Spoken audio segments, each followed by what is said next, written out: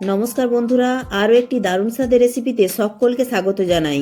আজকের রেসিপি সম্পূর্ণ হেলদি আর টেস্টিভাবে হতে চলেছে। আজ আমি আপনাদের সাথে শেয়ার করব প্রোটিন ও ফাইবারে পরিপূর্ণ রেসিপি, যেটা দুপুর অথবা রাত্রে খেতে পারেন। আর যদি আপনি ওয়েট লস জার্নিতে আছেন, তাহলে তো এটা আপনার জন্য একটা পারফেক্ট রেসিপি হতে চলেছে। আজ আমি শেয়ার করব কিনোয়া উপমা। ভিডিওটি ভালো লাগলে, চ্যানেলে নতুন বন্ধু হয়ে থাকলে চ্যানেলটি সাবস্ক্রাইব করে পাশে থাকা বেল আইকনটি প্রেস করে দেওয়ার অনুরোধ রইল। তাহলে আমার দেয়া যে কোনো ভিডিওর আপডেট সবার আগে আপনার কাছে পৌঁছে যাবে। তো আমি 1 কাপ কিনোয়া নিয়েছি। আমি ব্যবহার করছি ওএমজি কিনোয়া সিডস। আমি এটা কোনো কোম্পানির বিজ্ঞাপন দিচ্ছি না। আমার এই কিনোয়াটা খেয়ে ভালো লেগেছে, তাই আমি আপনাদের সাথে শেয়ার করলাম। এবার কিনোয়াটা একটা পাত্রের মধ্যে ঢেলে নিচ্ছি। আর কিনোয়াটা আরও একটু কাছ থেকে আমি হাতে করে দেখিয়ে দিচ্ছি। এটা কিন্তু ডালিয়া নয়, এটা কিনোয়া সিডস। কিনোয়া রান্না করার আগে ভালোভাবে জল পাল্টে পাল্টে 3-4 বার ধুয়ে নিতে হবে। কিনোয়ার গায়ে ন্যাচারালি যে কোটিংটা থাকে, যাকে স্যাপোনিন বলে, সেটা ভালোভাবে হাত দিয়ে ঘষে ঘষে ধুয়ে বের করে না দিলে এটা রান্না করার পর হালকা তিতকুটে স্বাদ লাগতেও পারে। তাই রান্নার প্রথমে এই স্টেপটা খুবই গুরুত্বপূর্ণ। খুব ভালোভাবে কিনোয়ার গায়ের কোটিংটা ধুয়ে জল ঝরিয়ে নেওয়াটা দরকার। যারা প্রথমবার কিনোয়া ব্যবহার করছেন তাদের জন্য বলে রাখি, কিনোয়া কিন্তু চাল, গম, ওটস, বাজরা এই সবের মতো খাদ্যশস্য নয়। এটা এক প্রকার দানা শস্য বা সিড গ্রিন। কিনোয়া একটি কমপ্লিট প্রোটিন। যারা নিরামিষ মাছ, মাংস, ডিম খান না, তাদের জন্য কিনোয়া খুব ভালো প্রোটিনের উৎস। প্রচুর পরিমাণে ফাইবার ও প্রোটিন থাকার কারণে এটি একবার খেলে প্রচুর এনার্জি পাওয়া যায় আর অনেকক্ষণ পেট ভর্তিও থাকে। তার ফলে আমাদের ওজন নিয়ন্ত্রণে রাখতেও কিন্তু কিনোয়া খুব হেল্প করে। উপোসের দিনগুলিতেও কিনোয়া খেতে পারেন। তো এখনও যদি আপনারা আপনাদের দৈনন্দিন জীবনে কিনোয়ার মতো হেলদি ফুডগুলি অ্যাড না করে থাকেন, আমি বলবো সপ্তাহে 1 দিন বা 2 দিন খেয়ে দেখতে পারেন, উপকার পাবেন আর আপনারা তফাৎটাও বুঝতে পারবেন।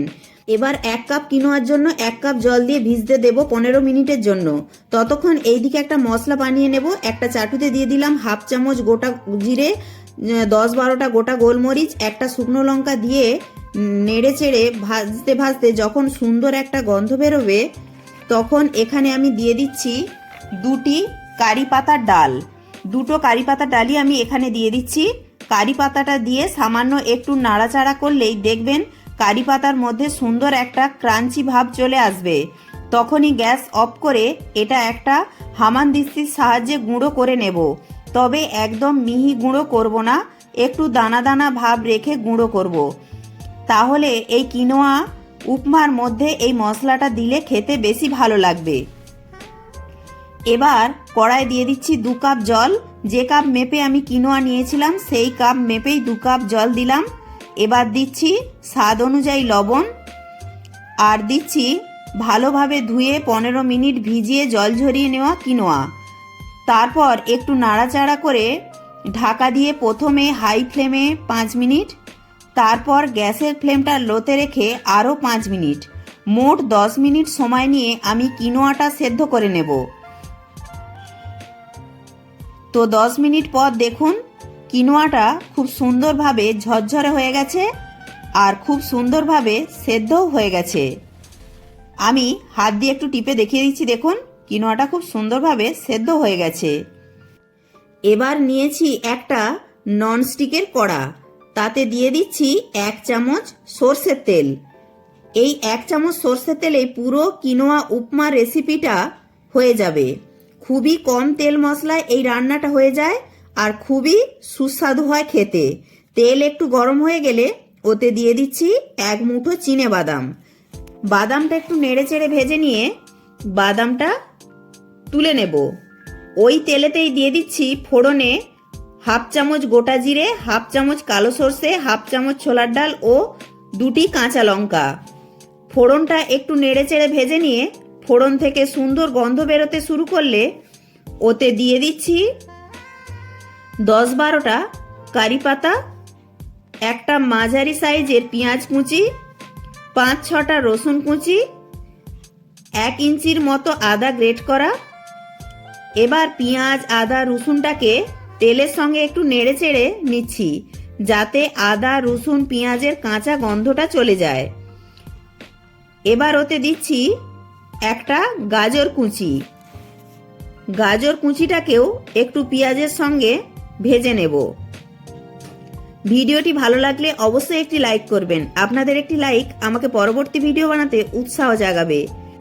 এবার ওতে দিচ্ছি একটা ক্যাপসিকামের অর্ধেকটা কুচি করে কাটা, একটা টমেটো কুচি, 1 মুঠো কাঁচা মটরশুঁটি, স্বাদ অনুযায়ী লবণ দিয়ে নেড়ে চেড়ে সব কিছু ভেজে নেব। তবে একেবারে নরম করে গলিয়ে ভেজে নেব না। গ্যাসের ফ্লেমটা লোতে রেখে একটু ঢাকা দিয়ে ভেজে নিলাম। এতে করে সবজিগুলি সুন্দরভাবে সেদ্ধও হয়ে যাবে আর সবজির মধ্যে একটা ক্রাঞ্চি ভাবও বজায় থাকবে। তো সবজিগুলি ভালোভাবে ভাজা হয়ে গেছে। এবার সবজিগুলি কড়ার একটা সাইডে সরিয়ে রেখে 2টো ডিমে অল্প একটু লবণ দিয়ে ফেটিয়ে নিয়ে ওই কড়াতেই সবজির এক পাশে ভেজে নেব। আর এই রেসিপিটা যদি উপোসের দিনে বা নিরামিষের দিনে বানাতে চান তাহলে পেঁয়াজ রসুন ও ডিমটা বাদ দিয়ে একই রকমভাবেই রান্না করে নেবেন। যেহেতু এটা একটা ডায়েট রেসিপি, তাই আমি একদম কম তেল মশলাতেই রান্নাটা করার চেষ্টা করছি। তাই ডিম ভাজার জন্য আর এক্সট্রা তেল দিলাম না, ওই কড়া সাইডেই হালকাভাবে ভেজে নিলাম। তো ডিমটা ভাজা হয়ে গেলে সবজির সঙ্গে নাড়াচাড়া করে মিশিয়ে নিয়ে আরও একটু ভেজে নিচ্ছি। এবার ওতে দিচ্ছি অল্প একটু হলুদ গুঁড়ো, একটা চা চামচের 1/4 চামচ।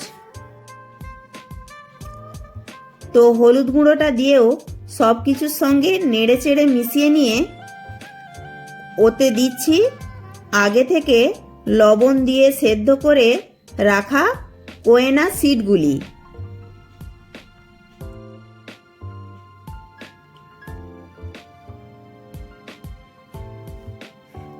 তো সবজিগুলিও ভালোভাবে ভাজা হয়ে সেদ্ধ আছে আর কোয়েনা সিডগুলিও সেদ্ধ আছে, তাই বেশিক্ষণ নাড়াচাড়া করে ভাজার দরকার নেই।